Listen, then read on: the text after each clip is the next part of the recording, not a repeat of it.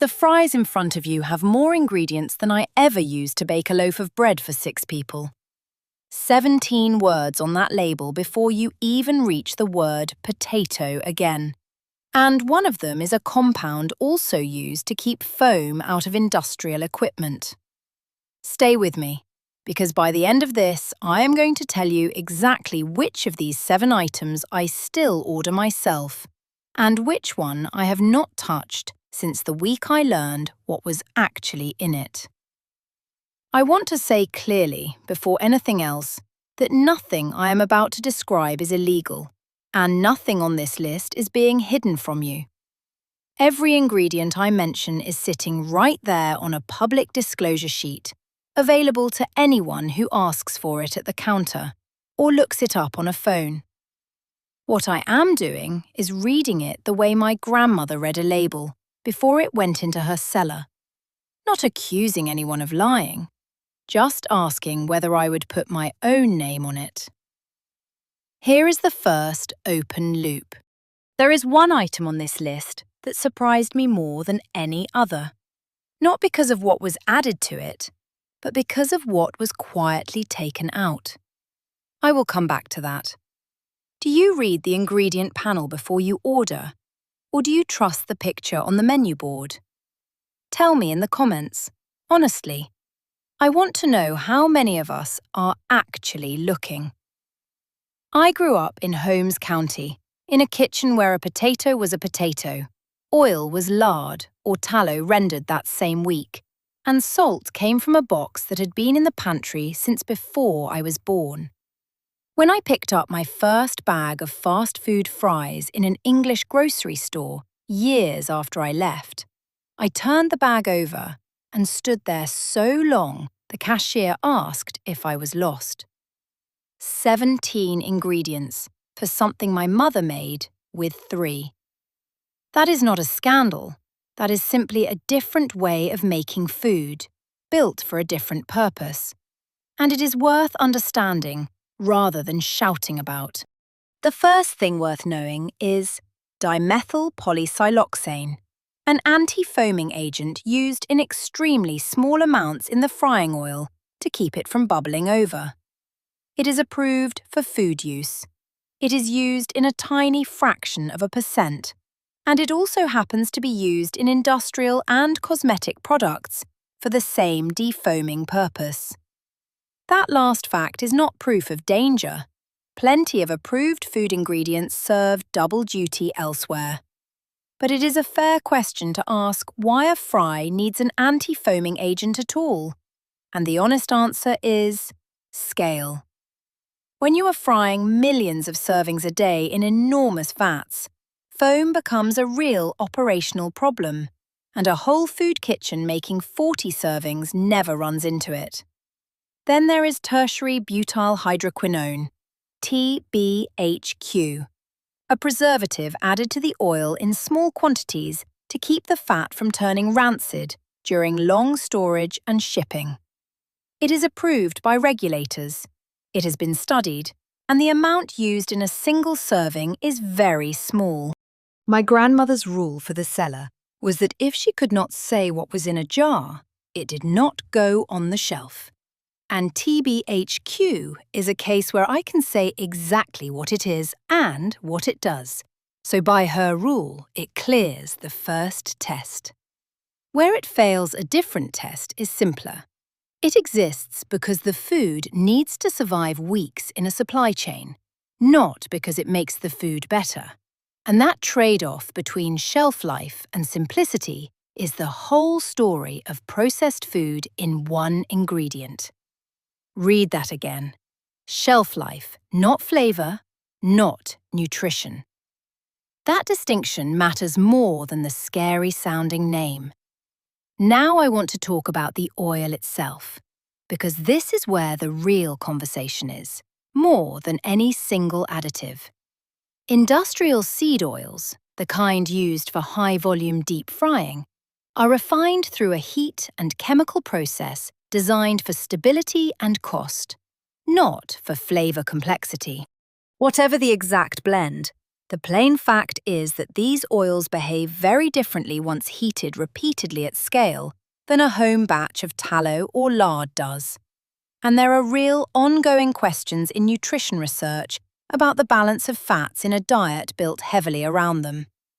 I am not going to tell you a number I cannot back up, and I am not going to tell you it will make you sick. I do not know that, and neither does anyone shouting about it online.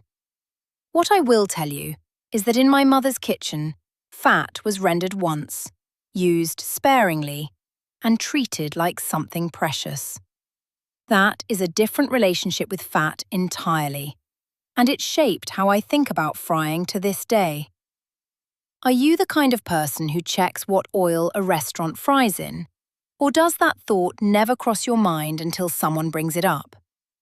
I would genuinely like to know. Nuggets and fish patties are where the shape becomes the story. To get a uniform piece of protein, same size, same texture, cooks the same way every single time across thousands of locations, processors typically use a combination of ground meat, binders, and seasonings formed into a consistent shape before breading. There is nothing dishonest about this process. It is disclosed, it is standard across the entire fast food industry, and it exists to solve a real problem: consistency at a scale no farm kitchen was ever built for. I have stood in 100 kitchens that were not mine since I left the community, helping neighbours can vegetables or bake for a funeral.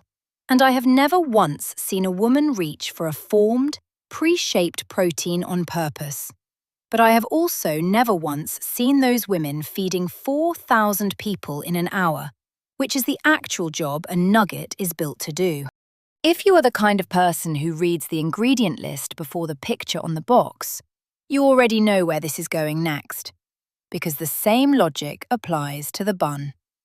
Buns at this scale are often treated to guarantee a consistent white colour and soft texture across every batch, every season, every location.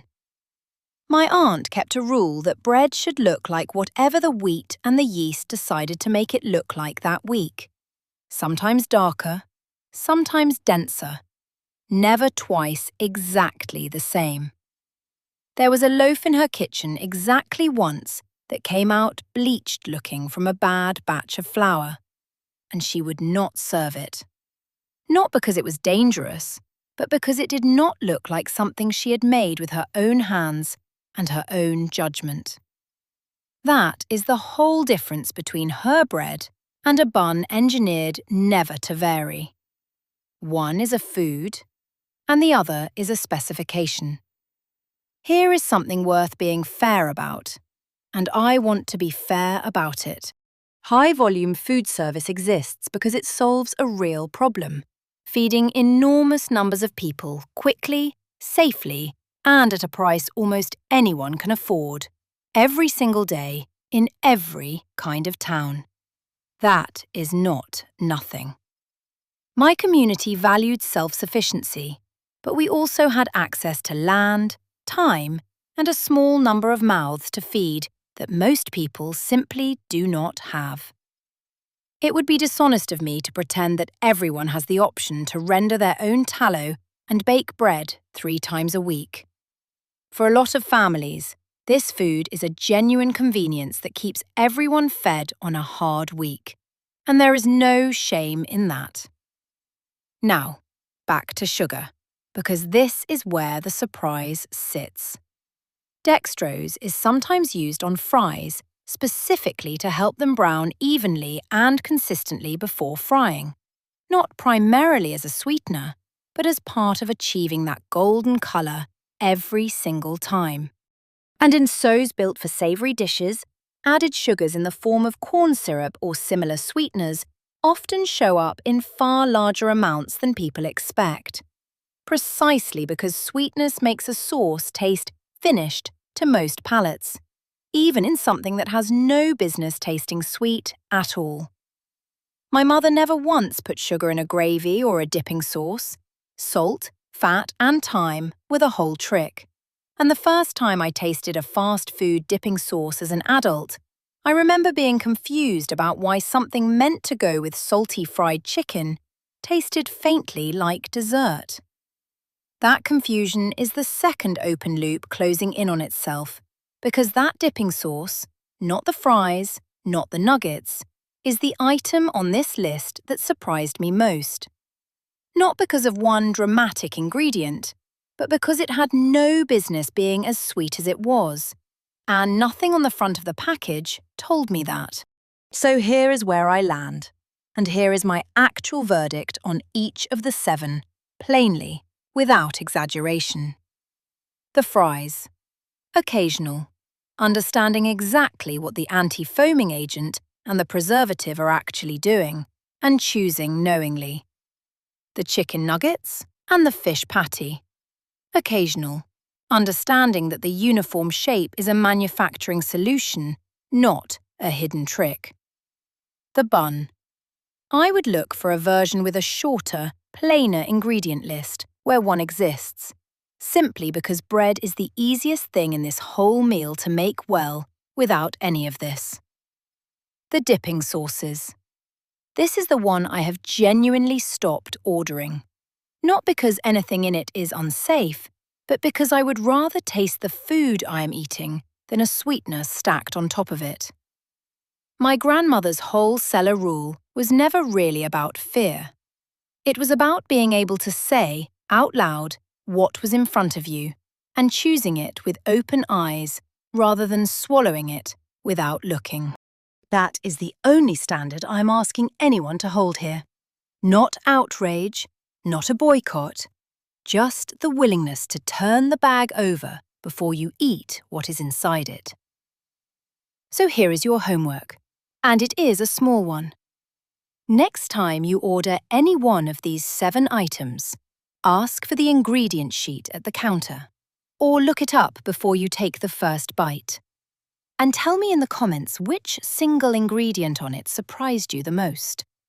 Not the scariest sounding one, the one that actually made you stop and think. The bag is empty now, and the cashier who once thought I was lost was not entirely wrong. I was lost, for a minute, standing between the woman I used to be and the grocery aisle in front of me. I am not lost anymore. I just read the label first.